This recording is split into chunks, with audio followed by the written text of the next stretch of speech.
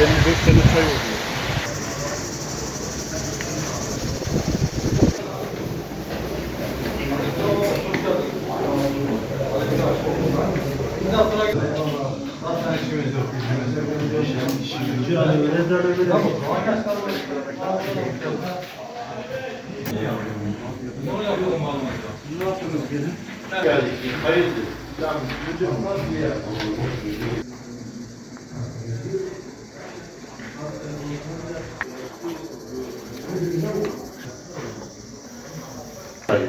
Ondan dolayı öyle kaldı. Yoksa şey var, neydi onun adı?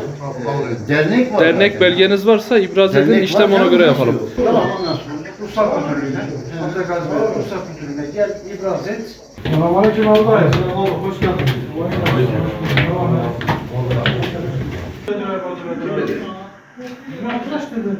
Değil, Şimdi ikisi de olumsuz yanındayız. Bu şekilde.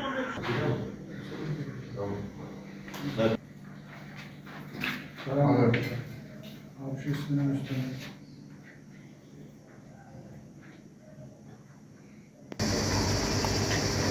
Evet.